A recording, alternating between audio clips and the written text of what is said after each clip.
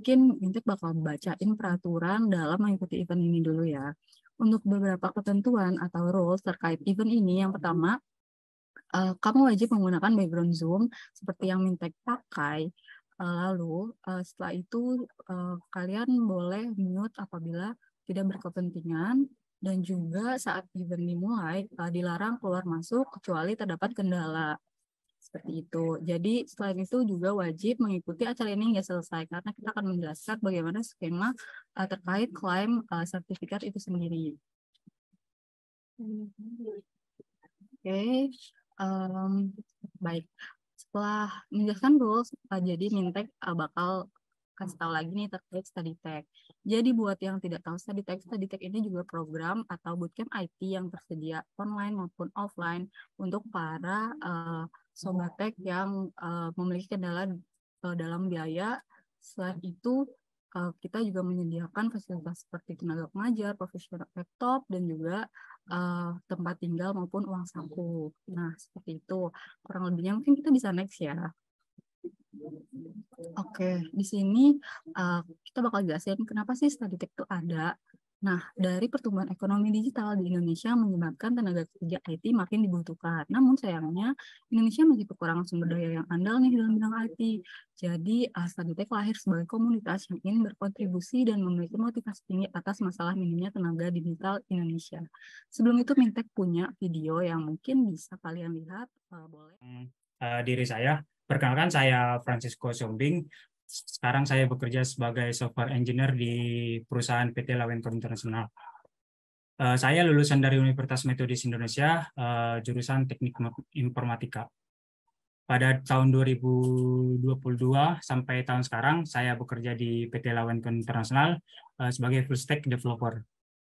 Di kantor, job desk saya sebagai membuat fitur-fitur baru dan maintain sistem atau membuat problem solving. Dan untuk skill yang saya miliki tentunya di dunia coding atau programming, untuk back-end saya menggunakan bahasa pemrograman Java dengan framework Spring Boot. Kalau untuk front-end biasanya saya menggunakan Angular dan React. Kalau untuk mobile biasanya saya menggunakan Android Studio untuk pembuatan aplikasi Android. Oke, pada webinar kali ini ada 4 poin utama yang perlu kita bahas. Yang pertama, pengenalan pembuatan website. Kemudian kita akan belajar tentang HTML. Kemudian ketiga, persiapan untuk membuat website. Kemudian yang keempat adalah kita akan implementasi langsung, kita akan kerjakan bareng-bareng dari nol. Tentunya bagaimana membuat website itu. Nah, mungkin teman-teman bisa install dulu text editor kita supaya nanti di akhir materi bisa kita kerjakan bareng-bareng. Yang dapat diakses melalui internet, terdiri dari teks, gambar, dan elemen interaktif lainnya. Jadi tujuan sederhananya dari website ini adalah berbagi informasi, mempromosikan bisnis, atau menyampaikan pesan. Tuh. Jadi inilah pengertian dasar dari website. Nah, sekarang kita akan belajar apa sih teknologi di balik pembuatan website ini. Nah, gitu. Ada 3 teknologi utama dalam pembuatan website yang menarik dan bagus. Tuh. Yang pertama adalah HTML. Ya, ini untuk membuat struktur dasar dari website tersebut.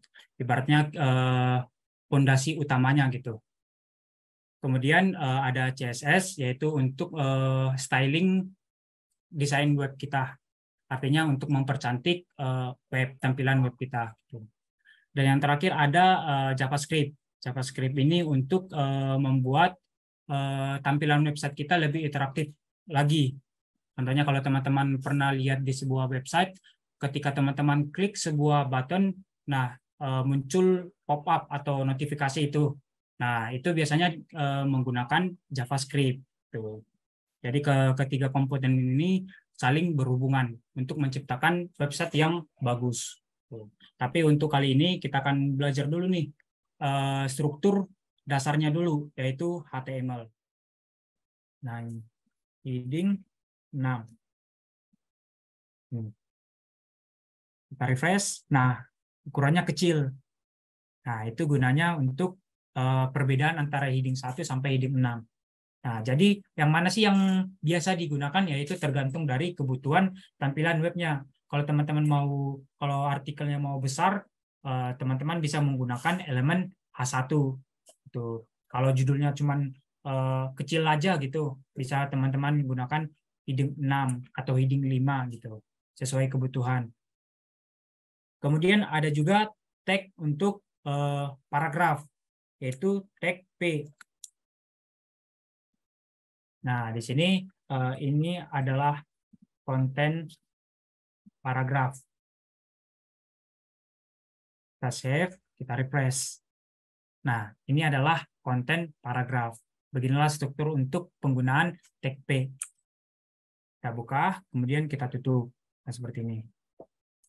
Kemudian ada tag A atau anchor. Nah, di sini.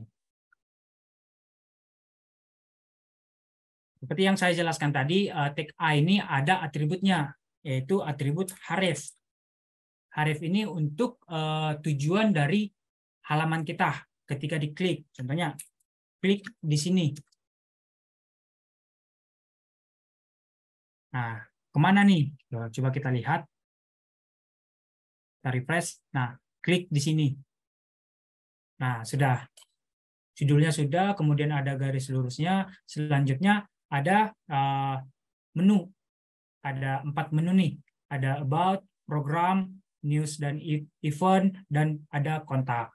Nah, ini kan kita biasanya menggunakan tag A untuk saat ini. Ini kita buat tag A-nya dulu. Yang pertama yaitu about. About. Kemudian kedua, program.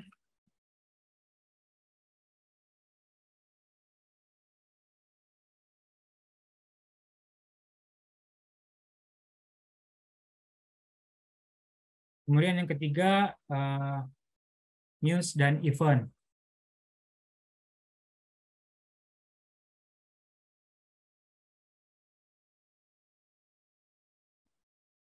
Dan yang terakhir ada kontak.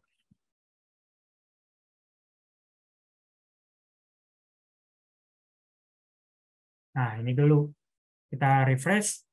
Nah, muncul nih ada menu about, program, news, dan kontak. Tuh.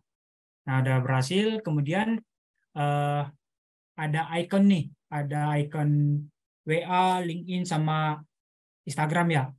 Nah, kita tampilkan dulu nih. Nah, untuk menampilkan gambar itu kan, apakah masih ada yang ingat menggunakan elemen apa? Ada yang masih ingat? Tadi untuk menampilkan gambar itu menggunakan apa? IMG kan? Ya, benar. Jadi untuk menggunakan gambar itu menggunakan elemen IMG ini. Kemudian ada src-nya apa? Kemudian kita bisa kasih ALT-nya apa gitu. Nah, di sini kan ada gambar WA ya. Ini kita bisa download dulu nih gambar WA-nya.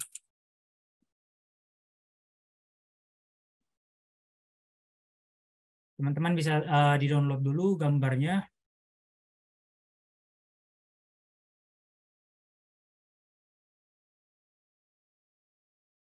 Nah, dari sini aja deh. WA. Nah, bisa kita download yang mana ya? Yang ini aja deh.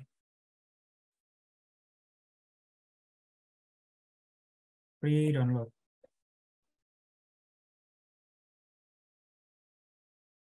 Oke, WA sudah. Kemudian ada LinkedIn ya.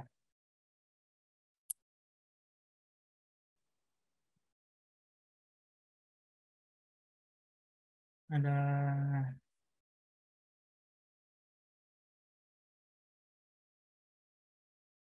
Nah, ini bisa kita download. Kemudian satu lagi ada Instagram.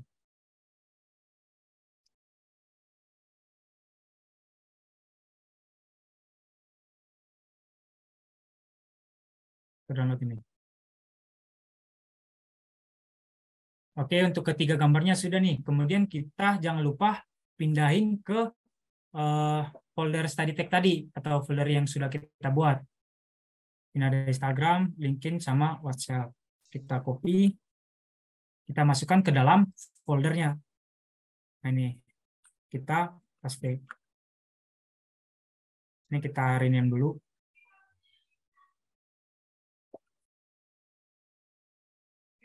Oke, nah begini. Nah, kita kan sudah mempunyai gambar Instagram, ada gambar LinkedIn, sama gambar WhatsApp. Yang nantinya akan kita tampilan di tampilan desain web kita. Oke, seperti ini. Oke, yang pertama kita tampilkan WhatsApp dulu ya. Nah, di sini kita gunakan namanya WhatsApp ini, .png. Coba kita refresh. Wah, ternyata terlalu besar ya. Nah, bisa kita kecilkan menggunakan width, property width. Nah, kita mau gambarnya 20 saja deh. Refresh. Nah, ukurannya sudah kecil. Kemudian selanjutnya ada LinkedIn. Kita tambahkan lagi.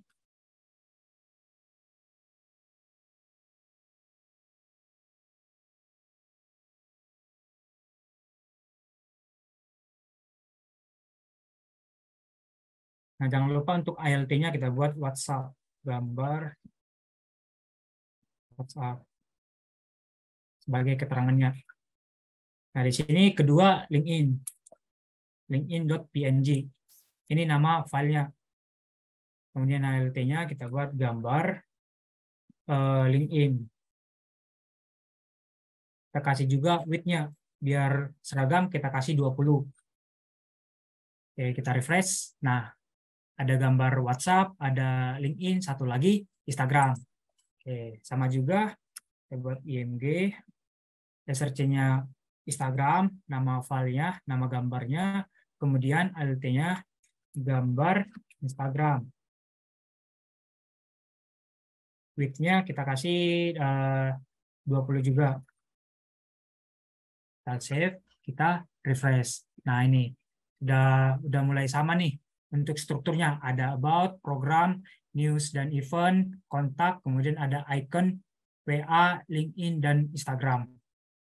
Nah, kemudian selanjutnya ada judul ya, menciptakan tenaga ini. Ini kita gunakan tag heading juga.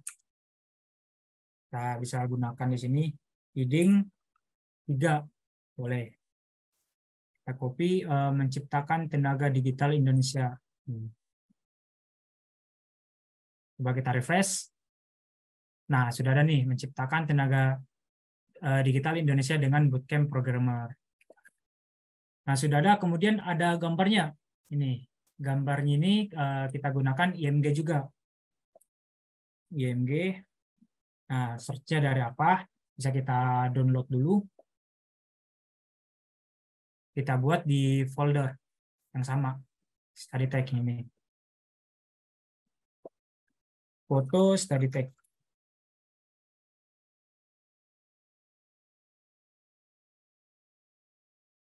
Aduh, ini ya, web ya. Oke, kita menggunakan link saja. Copy image address saja. Biar ada yang menggunakan gambar filenya dan ada juga menggunakan link. Tuh. Kita gambar LinkedIn. Gambar study tag. Oke, kita refresh. Nah, gambarnya sudah muncul. Tapi terlalu besar ya. Bisa kita kecilin. Width-nya coba kita kasih 200. Terlalu kecil. Kita tambahin lagi 300. Nah, udah cukup. Udah gambarnya, kemudian apalagi ya yang perlu? Ada keterangan di sini deh. Study tag adalah program ini.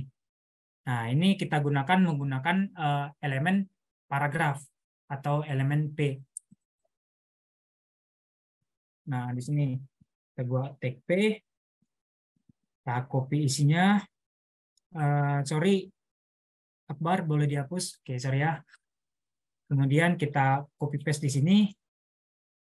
Nah, kita refresh. Nah, hasilnya seperti ini. Sudah muncul. Nah, tapi kan di sini huruf tebal ya study tag-nya. Nah, kita bisa ngakalinya menggunakan elemen strong gitu, atau elemen B atau elemen bold gitu. Yang bold itu ada di study tag. Nah, berarti bisa kita bungkus study tag-nya. Nah, setelah teman-teman paham semua tahu nih penggunaan dari tag-nya, nah selanjutnya sekarang kita mikirin desainnya bagaimana, tampilannya bagaimana. Nah gitu. Nah kan dari tampilannya itu kita sudah kebayang nih. Contohnya header. Oh headernya itu nanti kita bisa menggunakan tag H3 aja gitu. Bisa gitu. Nah seperti yang Ahmad Sifaya tadi ya. Nah tadi kan ngebahas tentang CSS-nya gitu. Nah sebenarnya CSS itu dilakukan setelah struktur HTML-nya sudah ada gitu. Jadi teman-teman buat strukturnya dulu, HTML-nya dulu nih bagus. Nah setelah strukturnya bagus, baru kita desain menggunakan CSS stylingnya gitu. Insightful banget ya, dan antusias teman-teman nih di kolom komentar diskus-diskusnya itu benar-benar sangat membantu satu sama lain. Dan akhirnya kita sudah sampai di penghujung acara ini. Kita ingin mengucapkan terima kasih untuk pada teman-teman yang sudah mengikuti acara ini. Nah, kali ini Mintek juga mau ingetin untuk yang mau daftar study tag, kita masih buka study tag batch kedua. Jadi kalian bisa cek websitenya di www.studytag.id. Di situ ada bootcamp online ataupun offline buat kalian yang mau lebih lanjut berkarir di dunia IT nih. Jadi buat yang setelah lulus SMA atau SMK mau berkarir dunia IT, kalian bisa banget join bootcamp study tag ini. Atau teman-teman yang masih kuliah, yang masih yang udah bekerja, bisa banget mengikuti bootcamp online karena terhalang waktu